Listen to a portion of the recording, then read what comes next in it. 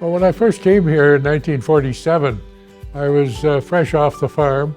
So I guess the first thing that I learned was that you had to be empathetic to how other people felt.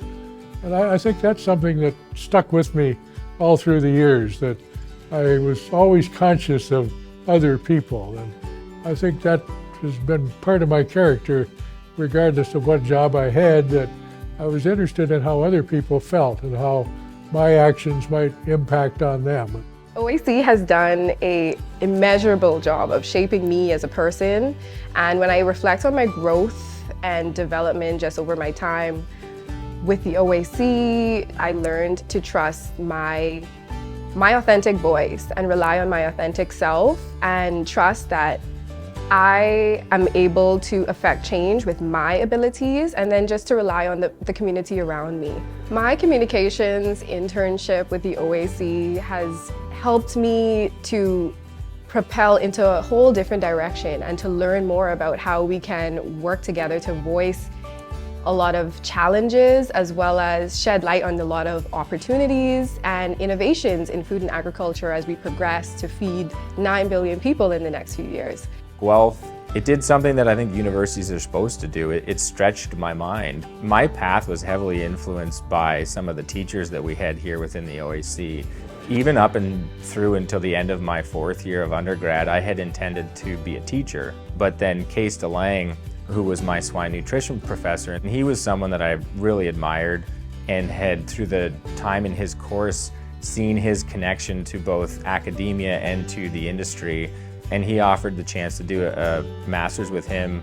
And I had so much respect for him as a teacher and a person that I went that direction, and it completely reshaped my path.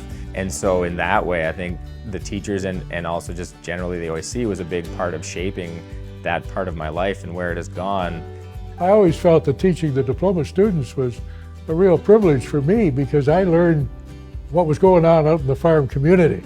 A couple of my grad students I always felt taught me more than I taught them, because they were older and they'd been out, they had experience, and later became very well known in the field of agriculture. So I felt that I certainly benefited as much as they made a benefit from my knowledge. I benefited from theirs. So in many ways, I think it's so wonderful that the OAC that I knew back 70 years ago is really here in many ways, but they've kept up with the times. I think the 150th is a great time to look ahead, look to the future.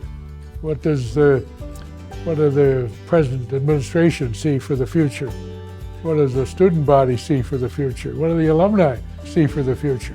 That I've been involved with OAC more than 50% of its 150 years. Coming here in 1947, I guess this is my 76th year of involvement with the college. So I'm rather proud of that, as a matter of fact, and it's been a tremendous impact on my life over all those years, and I hope I've been able to give a little back, which is what really being an alumnus to this institution is all about.